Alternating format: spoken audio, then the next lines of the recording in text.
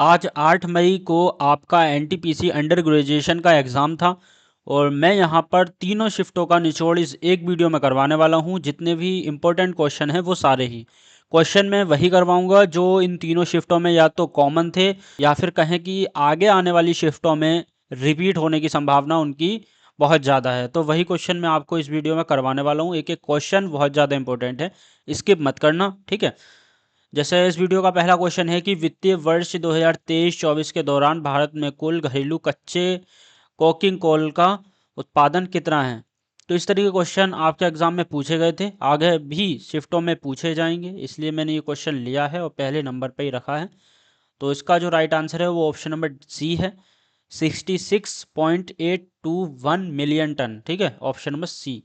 इस वीडियो में मैंने टोटल 40 क्वेश्चन लिए हैं। इसकी पीडीएफ आपको मेरे टेलीग्राम चैनल पर मिलेगी, लिंक डिस्क्रिप्शन बॉक्स में है, वहां से जाकर के ज्वाइन कर लीजिए अभी, ठीक है। तो सेकंड क्वेश्चन है कि विश्व की सबसे गहरी झील कौन सी है। तंगानिका झील, वोस्टॉक झील, बैकाल झील या फिर सुपीरियर झील। तो इसका राइट आंसर है बैकाल झील, ऑप्शन नंबर सी यहाँ पर राइट आंसर है, ठीक है। अगला क्वेश्चन, वाण सागर बांध किस राज्य में स्थित है। महाराष्ट्र, गुजरात, आंध्र प्रदेश या फिर मध्य प्रदेश। तो किस में है, ये है option number D, Madhya Pradesh में, ठीक है। अगला क्वेश्चन है कि एक कंप्यूटर के लिए बीआईटी का पूर्ण रूप क्या है। मैं आपको बता दूं, आपके एग्जाम में कंप्यूटर के भी 2 से 3 क्वेश्चन आने वाले हैं। अगर आप कंप्यूटर को बिल्कुल भी नहीं पढ़ रहे हो या फिर आपने कंप्यूटर बिल्कुल स्किप कर दिया है तो ये आपकी सबसे बड़ी गलती है, क्योंकि आपके 2 से 3 नंबर कम होने वाले हैं, क्योंकि 2 से 3 क्वेश्चन आपके कंप्यूटर के आएंगे 101%, ठीक है। बाकी अगर आप मेरी डेली वीडियोस देखते हो तो कंप्यूटर के जितने भी क्वेश्चन आएंगे वो इन्हीं वीडियोस में से आ जाएंगे, इसलिए सारी ही वीडियोस देखो मेरी, जितनी भी मैं अपलोड कर रहा हूँ, ठीक है। तो इसका जो मतलब होता है ये होता है binary digit, option number A यहाँ पर राइट आंसर है, ठीक है। अगला क्वेश्चन, कलिंग युद्ध के बाद निम्न में से किस राजा ने बौद्ध धर्म ग्रहण किया। बिंदुसार, राष्ट्रकूट, अशोक या फिर अकबर। हिस्ट्री की अगर हम बात करें तो हिस्ट्री के जो 3 पोर्शन हैं, एंशियंट, मिडवल और मॉडर्न, तो आपके एग्जाम में जो है वो एंशियंट और मॉडर्न से ही ज़्यादा क्वेश्चन आए हैं, ठीक है। मिडवल से कोई इतने खास क्वेश्चन नहीं आए हैं, तो आपको एंशियंट और मॉडर्न पर ही फोकस करना है, ठीक है। तो इसका जो राइट आंसर है वो है अशोक, ऑप्शन नंबर सी, ठीक है। अगला क्वेश्चन है कि पौधों में जल परिवहन के लिए उत्तरदायी है। तो जल परिवहन, पौधों की बात हो रही है तो जाइलम, ऑप्शन नंबर डी, ठीक है। अगला क्वेश्चन ये है, 20 सेंटीमीटर की वक्रता त्रिज्या वाले अवतल दर्पण की फोकस दूरी कितनी है। जिस अवतल दर्पण की वक्रता त्रिज्या अगर 20 होगी तो उसकी फोकस दूरी जो होगी वो 10 सेंटीमीटर होगी, ऑप्शन नंबर डी, ठीक है। अगला क्वेश्चन, यूएनएचसीआर का क्या तात्पर्य है, ठीक है। तो इसका जो तात्पर्य है वो है शरणार्थियों के लिए संयुक्त राष्ट्र के उच्चायुक्त, ऑप्शन नंबर सी। अगला क्वेश्चन है कि सूर्य को देखने के लिए कौन सा यंत्र इस्तेमाल किया जाता है। तो ये 4 यंत्र दे रखे हैं, तो इसमें जो आपका इस्तेमाल किया जाता है ना वो ये है ऑप्शन नंबर सी, हेलियोस्कोप, ठीक है, ऑप्शन नंबर सी।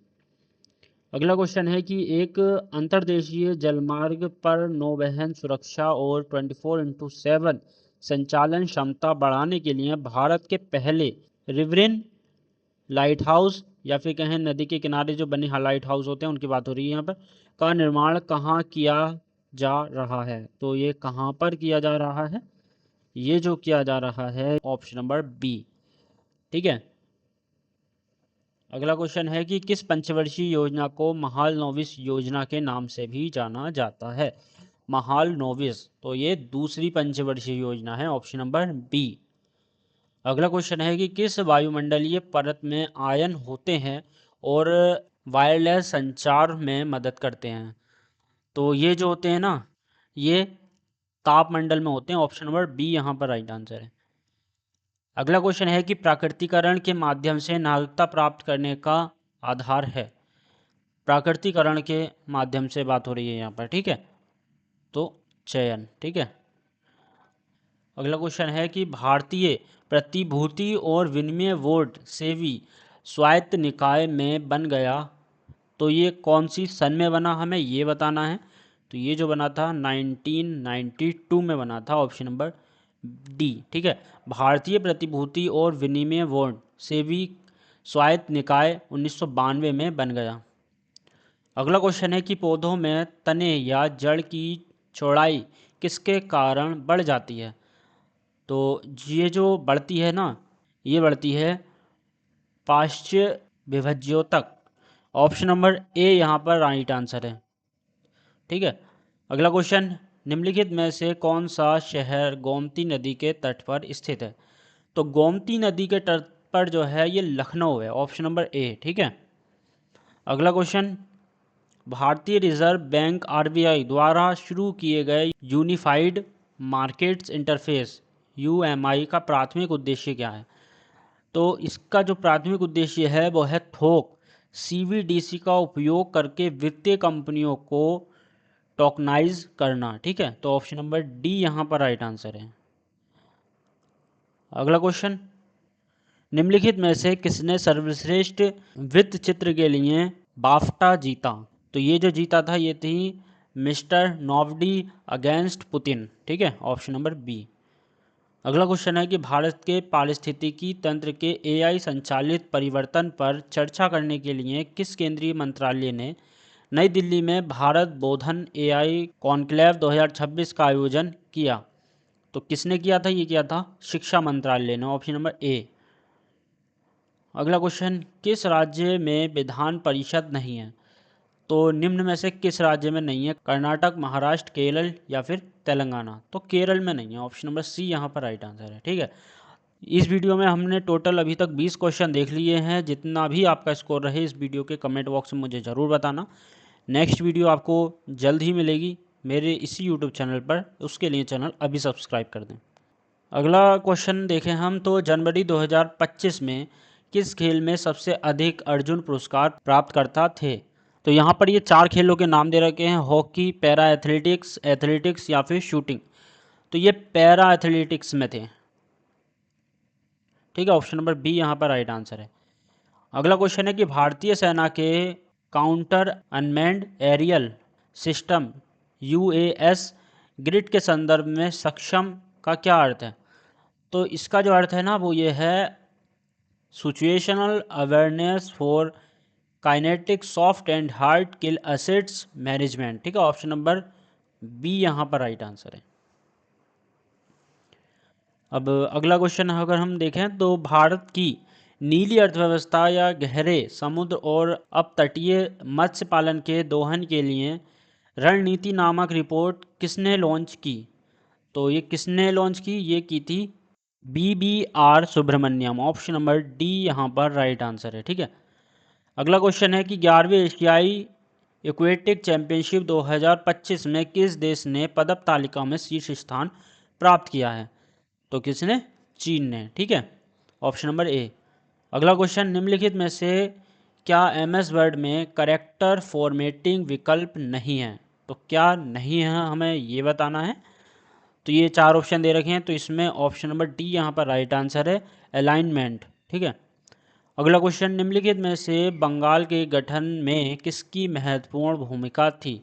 अलीवर्दी खान, मुर्शीद कुली खां, जॉन चार्नोग, आसफ झां।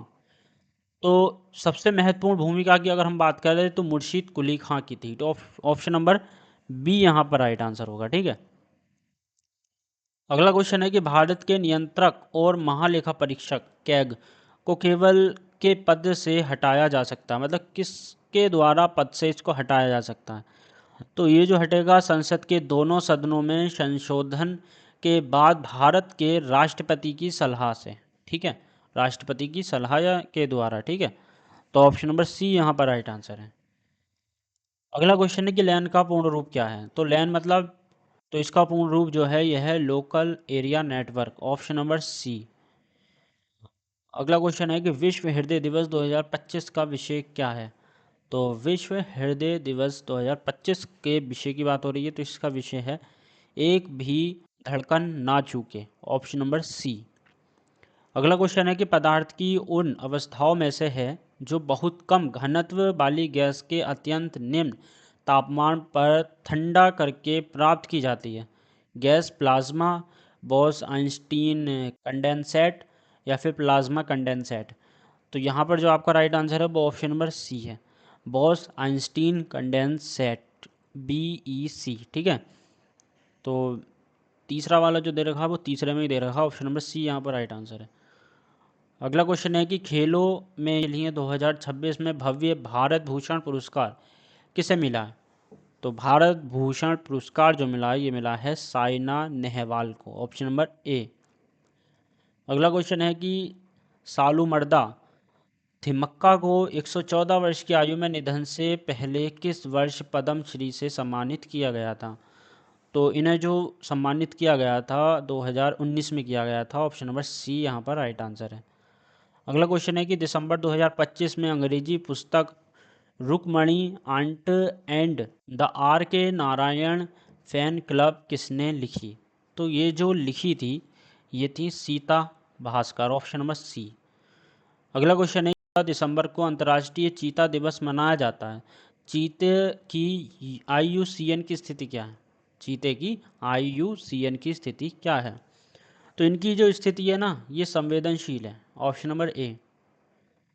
अगला क्वेश्चन है कि किस वेद में सबसे प्राचीन वैदिक युग की संस्कृति के बारे में जानकारी दी गई है? तो सबसे प्राचीन वेद जो है वो ऋग्वेद है, ऑप्शन नंबर ए यहाँ पर राइट आंसर है। अगला क्वेश्चन है कि ग्रेट कैनियन किस देश में स्थित है? ग्रेट कैनियन की बात हो रही है, जहाँ पर भी आपको ग्रेट या ग्रैंड नाम का कोई भी अगर शब्द दिखाई दे तो समझ जाओ ये अमेरिका से संबंधित है, ऑप्शन नंबर डी यहाँ पर राइट आंसर है। अगला क्वेश्चन है कि निम्नलिखित में से कौन सा युग्म सुमेलित नहीं है? तो मौलिक कर्तव्य ये भाग 4A में दे रखे हैं, बिल्कुल सही। राज्य ये भाग 6 में है, ये भी बिल्कुल सही है।